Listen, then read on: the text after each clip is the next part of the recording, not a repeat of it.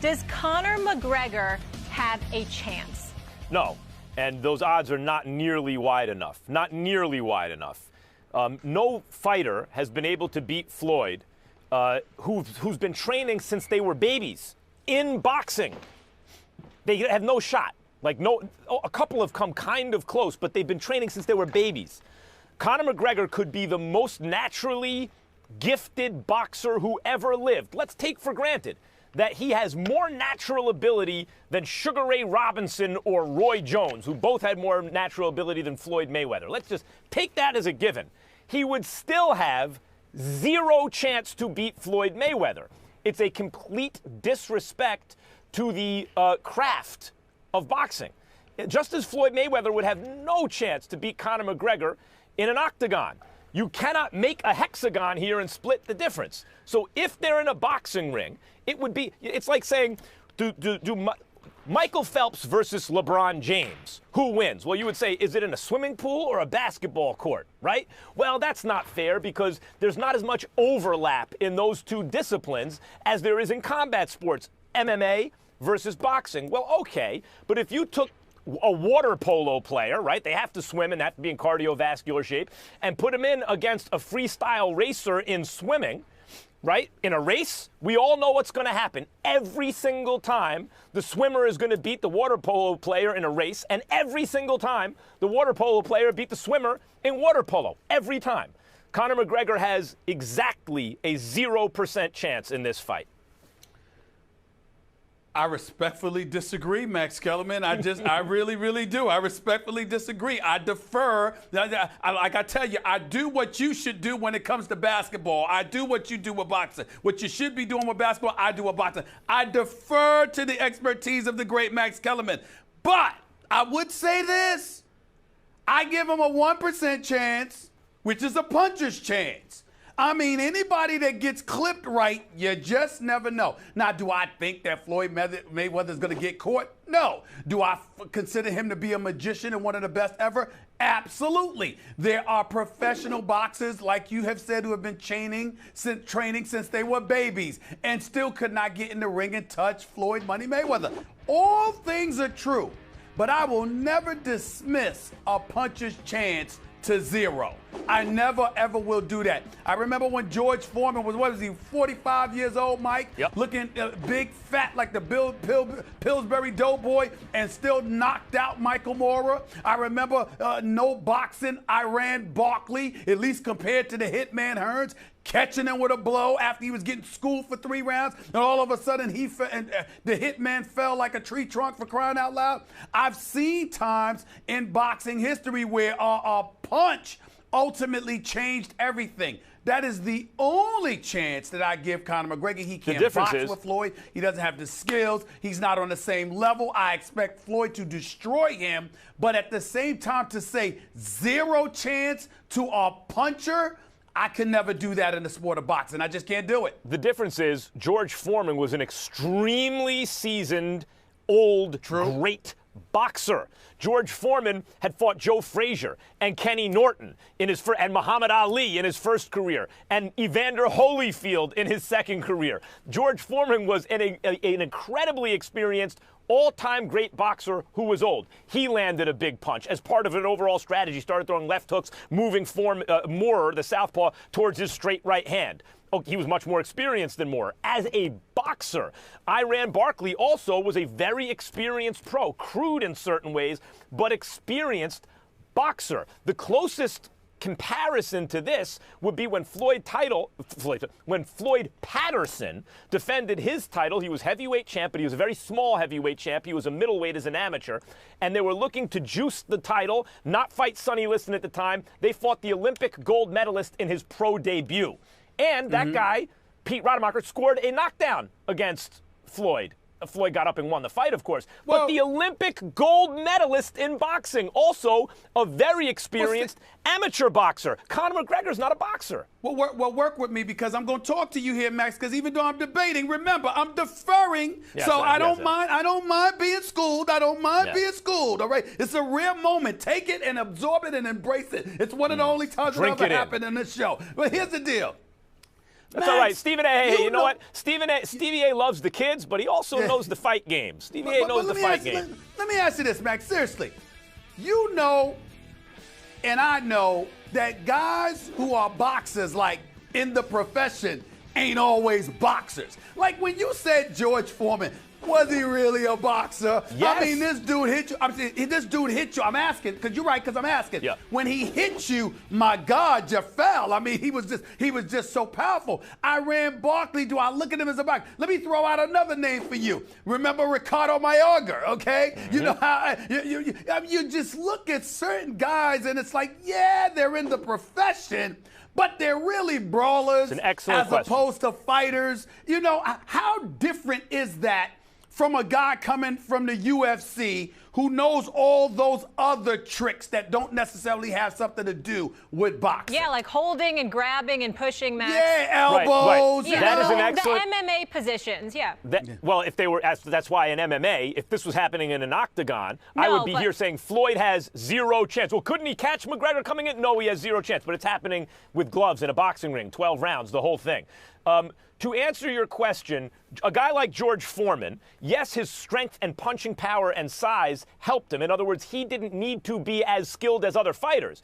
And yet, he was an Olympic gold medalist. He had a distinguished amateur career, and he was a very seasoned and experienced professional fighter. So, yes, he had actual boxing skills. They may have been very basic because his power let them be basic, but they suited his natural abilities, and he was extremely experienced. There's no substitute for experience in any discipline, in any sport. I don't care how talented you are, you need the requisite experience. Mayorga's an interesting case, Stephen A. That comes closer to what we're talking about. But even Mayorga, with his awkward style, had a lot of experience boxing in that awkward style. So what does this mean for boxing as a sport?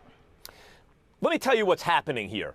People love boxing. I do this thought experiment with people to prove that it's your favorite sport. You come to a street corner. Two guys are playing pickup basketball over here. A guy's playing stickball over here. There's a tennis match, and over there's a fist fight. Where's the crowd? It's around the fist fight because it's simply more compelling. Fighting is more compelling because it's not a metaphor for anything else. It's literal. You know, the imposition of will is literal. I hit the other guy goes down, his brain tells his legs get up, can't do it. It's just more compelling. But if you redid the thought experiment, and now it's Tiger Woods putting the golf ball, and it's LeBron playing Kobe one-on-one, etc., and it's two no-names in a fist fight, still there's some people around the fist fight. That's how awesome boxing and MMA are. But now the crowd is differently distributed, right? Now more people are, because we sell sports the way we understand the world as people through narrative, through story. Stories are only as interesting as the characters are compelling. Do you know the characters? Are you emotionally invested in them? Do you know what's at stake for them? Do you know the huge obstacles they have to overcome? How big are those obstacles, right? So when people understand the characters and what's at stake for them, they love boxing. But boxing doesn't have a Dana White. And as a result, not enough people know about enough of the characters in boxing. In fact, post-Pacquiao, once Floyd beat Pacquiao, Triple G is too big for Floyd. The only other combat sport participant that people really know and are invested in at the moment, since John Jones has had his problems, is Conor McGregor. So you know Floyd Mayweather, you know Conor McGregor, and you want to see a fight, but you are mostly interested in seeing fights, at least mainstream is, between characters that you know. These are the two characters you know. It happens to be they weigh about the same. They're about the same size, so they can fight. What this fight demonstrates is the appetite that people have for combat sports, which is enormous, and also the scarcity, the paucity of boxers that the mainstream public knows, precisely because in boxing there is no one brand or promotional outfit or tour on the level of the UFC. There is no Dana White in boxing. If there was, boxing would be in better shape. Here's the deal. This fight is a great, great thing for boxing. And here's why. Because it brings attention to the sport in ways that we've lost an appreciation for. Allow me to explain. You got Conor McGregor versus Floyd Money Mayweather. That is clearly an exhibition. Well, why do we call it an exhibition? Because we have to have stuff to compare it to. Max Kellerman, we just started off this show talking about some of the great fighters that have existed in the sport of boxing. largely, for the most part, we don't talk about those dudes anymore. Why? Because the sport has cheated us by delaying what we all want and what we all covet. This is why we have to give major props to Dana White, along with Floyd and Conor McGregor for making, and Al Heyman for that matter, for making this kind of stuff happen when the people are clamoring for it. And what does it also have us doing, Max? We got Andre Ward and Kovalev fighting this weekend. That's a monster fight for the light heavyweight championship of the world. We're looking forward to that. We got Canelo versus Triple G September 16th. We're definitely looking forward to that. We just saw Errol Spence Jr., my favorite, going up against Kell Brook, okay? We definitely appreciated that. The kind of things, Stephen A., Joshua Klitschko for the heavyweight title. That's right. That's right. Even though, again, that was in England. Been a great year. It doesn't involve an American. Still a great fight, but it doesn't involve an American. But I'm just talking about for America right now. The reality is clear. Having a fight like this forces us to pay attention to the sport of boxing, what it's lacking, to the sport of the UFC and why it's elevating in popularity. It forces us to pay attention to what one sport is doing, what one sport is not doing, and most importantly, it reminds the power brokers, the influence makers, or the decision makers rather, to literally pay attention to getting back to giving people what they want when they want it, as opposed to delaying it for years. That's what this fight does, and that's why we have to appreciate it. And let's talk about Dana White. That's why I said boxing doesn't have a Dana White, and therefore people don't know enough of the characters. Let me tell you what Dana White's a boxing fan. Before big fights, Dana calls me, like, we talk about fights, about boxing. He loves boxing. Yes. That's why, you know, he respected Canelo and Triple G that date. He's going to be at that fight. I'm sure he's certainly going to be watching that fight and very interested in it because he loves the fights. And as a guy from that background, he looked at boxing and said, as a combat sports lover, said, man, look at all these mistakes that are made in this industry.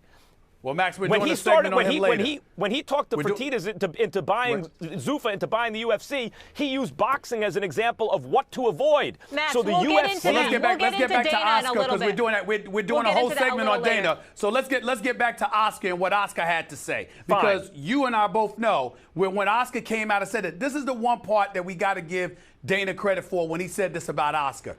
As much as I appreciate where Oscar's coming from, and he's right because it doesn't compare as a boxing match to what we're going to see with Triple G versus Canelo, the reality is clear. If Oscar De La Hoya had an opportunity to do this fight, he would not have turned it down. He would have jumped at it to make this money. So it's one thing for him to say, okay, this is not a fight that really should happen. It's a discredit to the sport as far as Mayweather is concerned. There's some validity to that because the greatest in the sport shouldn't be given a novice an opportunity to step into the ring with him. You could make that argument, but it's false for Oscar to sit up there, or wrong rather for Oscar to sit up there and say you shouldn't buy the fight. Right. That's excessive. That really was. I, as a fan, would buy the fight. There's no doubt, or buy the hype. There's no doubt it's going to be spectacle. I like the fact that, you know, you get to see it. But I'm the kind of guy who likes to know, like, who wins, a shark or a killer whale, like on National Geographic Channel. By the way, there's an answer, the killer whale. It's not even close. And that's like this fight. But still, I'm interested in it. There is interest in it. That's why it's being made. But it is not a competitive sporting athletic competition. That's not what this is. What these guys understand, though, in a way that we don't, I'd liken it to LeBron and then KD. What LeBron understood, in spite of all the criticism making that super team in Miami, is, criticism. When I win the championships, that other stuff will fade. They'll remember the chips. KD, same thing. He joined a super. He improved on LeBron's design. I won't form a team. I'll join a team. That's even worse than what LeBron did. See how LeBron's considered the best? Watch what's going to happen to me. And now there are arguments that Kevin D, incorrectly, that Kevin Durant is the best player in the world. They understood it. They were wiser than the rest of us in that way. And this is what Conor and Floyd and Dana and everybody understand. That with all the time between now and August 26th, with shows like ours and all the other media covering this event, which is hype, it's an exhibition of Floyd in a boxing ring against someone with no chance, with no hope. But We have to think about how to talk about this for 2 months now. 2.5 months. Everyone's going to have to cover it and think of new angles. It's the nature of the media because we want to stay interested. You want to stay interested. Hit it from all the angles. And when you're doing that, you're hyping the fight. And one of the elements of doing that is figuring out how the other guy may have a chance to win. So right now I'm on 0%. You guys are on 1% for Conor. Let's see where we are on August 25th. They understand this, that the structure of the media is such that by the time this fight comes off, it will be perceived by many because of the way we cover it, through no fault of members of the media, through the way the media is structured. The way we cover it will appear like it's an actual competition by the time the fight comes off. And that's one of the reasons it's going to do big business. First of all, you're wrong, and you're wrong on several fronts. Number one, there's no show like ours. You need to wake up and recognize that. You know what? You just won your first debate, Stephen A. You need to stop saying that. We're a one-of-a-kind show. That's concede why the we're first first argument take. Secondly, and more importantly, I'm going to be bold enough to say it. You want to know all about this fight? You want fresh angles or whatever the case may be? Don't turn the channel. Don't even turn to another television show on this channel. Just come to First Take and we'll have it covered. Between you and my knowledge of the sport of boxing, combined with our connections, what else is there to talk about? Wake up and smell the Old Spice, Max Kellerman. Ain't no reason to go anywhere else. You can come right here. That's number two. Number three, let's get back to the issue of this fight. Of course, it's about height primarily, but I do think it's more of a fight than you're giving it credit for. In this respect, even if it's one-sided, Max, that don't mean it wasn't a fight. The fact of the matter is that I think that Floyd is a magician, and I believe he will completely school Conor McGregor. You know what else I believe? I believe what Dana White said. Conor McGregor is going to come. He's walking in there with one mission. He knows he's not trying to outbox Floyd Money Mayweather. He's coming to try and knock him out. And as a UFC fighter, accustomed to taking kicks and elbows and getting choked and all of this other stuff on top of being punched at, this dude probably believes that he can walk right through Money Mayweather and try to take him out. His only suspense is whether or not he can catch Floyd. That's it. In terms of taking Floyd's hits and stuff like that, Conor McGregor's not worried. He's going to try to walk right through Floyd. I'm just saying, it's going to be, that may make it a destruction, but what I'm trying to say is that it's going to be a brawl before it ends. Stephen A., and if that's the case, that makes it a fight. You just proved my point. That was brilliant. That's exactly right. Conor McGregor's fighting spirit will actually hasten his demise. The question is not can he catch Floyd. The question is, as aggressively as Conor's going to fight, can he go the distance? The answer is no. Spoiler alert, right? I should have said that first. The answer is no, he can't go the distance. He's not going the distance. But, no, of course not. But he will be, that's partly because he is all heart and will bring the fight to Floyd in a super aggressive way, giving Floyd the ability to do whatever he wants to do, hastening Conor's demise, producing more action. But see what you just did, Stephen A.? You just, through that brilliant point, helped sell the fight. The media is set up this way. We will be thinking, you and I will be thinking of angles to talk about this because it's interesting to talk about. And in so doing, the fight will become increasingly interesting. But it's not just all the participants understand. But you're acting like it's you're just acting like it's a headline or it's something that's being choreographed to generate interest. I'm saying to you, that's real. The reality is that if you're Floyd, listen, if you're Floyd, and you've been devoid of power at the upper divisions for the last several years because of the multitude of hand injuries, and you've got somebody who's known as a knockout artist whose only objective is to try to come and catch you, I'm saying to you, it's a fight. Let me put it to you this way, Max. It certainly is two different stratospheres. Please don't get me wrong. I'm not comparing the two. But Marvelous Marvin Hagler was a great boxer and fighter, was he not? No doubt. All right, was it Tommy the Hitman Hearns, despite that knockout power? Wasn't he a great boxer? That jab was sensational. Yes, he was. That right hand was great.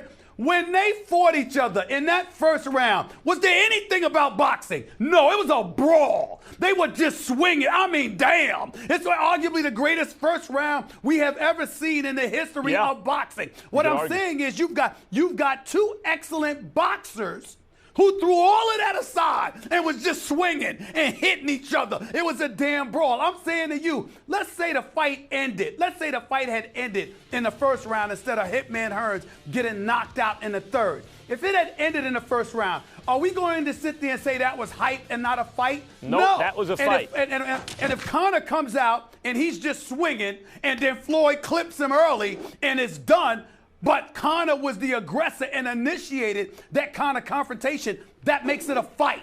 That's all I'm saying. Who do you think the public wants to see lose more, Mayweather or McGregor? Oh, without question, Mayweather. Without question. Number one, he's more hated than Conor McGregor. Number two, he's unblemished. Conor McGregor, we've already seen him lose to Nate Diaz, okay? So we saw that. There's no novelty in that. Number three, and more importantly, you got to remember something here. And it's, it's amazing how people react. I don't sit up there and bring up race always as a negative. Sometimes, most times, I'm just highlighting the dichotomy that exists, or rather what's taking place in our society and how we can't avoid it. Floyd Money Mayweather is a African American who's probably worth over $1 billion, who flaunts and flosses unapologetically, for the most part, to promote whatever he's doing. But nevertheless, that's what he does. And by the way, never, ever, ever hesitates to tell the man, I don't have to answer to you. They have bosses. I'm my own boss.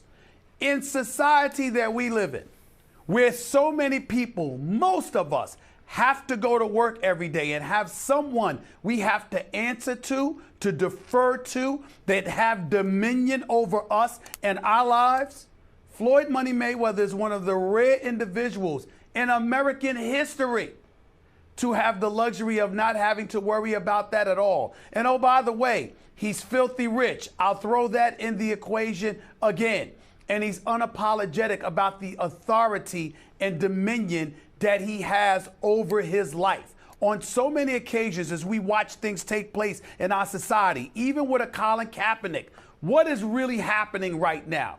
It is influencers, it is the decision makers that are saying we have to exercise and maintain control. If you are a black man in America, you happen to know this and believe this to be fact, the system appears more interested in controlling us than maximizing our potential, even when it's to their benefit. You can't find a black man that won't validate and authenticate what I just said. Floyd Money Mayweather found a way to do that for himself, to be his own man, and to be answerable to no one. And a vast majority of Americans do not like that. In all likelihood, due to envy just as much as any other emotion. And because of that, that creates that maelstrom of vitriol that makes folks want to see him lose. He wasn't a knockout artist, Max, but you went to see him anyway. Why did you go see him against everybody else? Why did the pay-per-view numbers take place? Why did the man make over $800 million after not being able to knock anybody out? It's because he sold you on a personality that made you despise him to the point where you wanted to see him lose. That's what everybody's paying for. And that's the reason why they'll pay for this one. They want to see him fall. And by the way, that's where the undefeated record also plays into that, because as much as you want to see him lose, he never has. Raising the stakes constantly. Oh, I'd love to see him lose. You know, most people, as you say, they go to work, they take L's every day like you, Stephen A. I've never lost. And here you are taking these L's every day. Actually, not true. You got me on one today. I forgot what it was. But when I said you forgot, you always forget the L's. You forget the L's every day. You got the only guy that I know perpetually has amnesia. You said that First Take is the only place to go, and I said that's true. That's your first W. So maybe Conor McGregor does have a chance. If Stephen A. can get one off me, maybe Conor McGregor can get one off Floyd. But this is look. You're right. Generally, the general public, I agree with you. They're rooting harder for Conor McGregor to win and Floyd Mayweather to lose. However, I want to address boxing people, Stephen A., because I think there's a reason why you're noticing, if you follow the boxing media, a lot of vitriol about the fact that this fight was made. It's not only because of the lack of respect for the craft of boxing, right? Because people don't understand. It's not two guys just throwing punches. It's a discipline. It deserves respect, just as MMA does. And an MMA fighter in his first professional fight got 0 shot against Floyd. And the fact that, MMA fans and people who don't know a lot about boxing, oh, McGregor's going to win, you're wrong. That's just wrong. Okay, fine. But it goes beyond that. Boxing people have a dilemma. Because you're right, most people want to see Floyd lose, and that includes most boxing people. But here, boxing people do not want to see Floyd lose. That would be disastrous for boxing. If the best practitioner currently, or until very recently because he retired, loses to a novice. That's a terrible look for boxing. And so boxing people, many of whom really don't like Floyd, partly because they've dealt with him and they don't like the way they've been treated, partly because they don't like his public persona, etc., are put in a position where if the fight is made, and now it's been made, they have to root for Floyd. And they don't know what to do. That's part of the reason you'll notice out of the boxing media, it's not just that they say, hey, this is a farce, or hey, this is an exhibition, Floyd will win easily, but they're actually angry about it. I think that's part of the reason. Well, let me tell you this. You saying, and listen, you would know better than me, so I'm not really debating. I'm just telling you what I think about this because you know the boxing community a hell of a lot better than me. I'll give you that, even though I know a lot of guys in boxing. But I will tell you this. When we say that Floyd losing would be a disaster for the sport, here's where I would challenge you, Max, and ask you to respond. If Conor McGregor pulled up the upsets of upsets, it would elevate the profile of the UFC even more. We'll look at those fighters with more intrigue, and we'll entertain the possibility that they could challenge some of the dudes in professional boxing. That widens when you talk about not widening the gap, but widening the opportunities that are available for all of us to see interesting and good fights. It also raises the stakes. And more importantly than that, you got dudes like Dana and others who built this sport by giving us the fights that we wanted to see when we wanted to see them. That would force boxing to do the same. And as a result, the winner is Joe Public.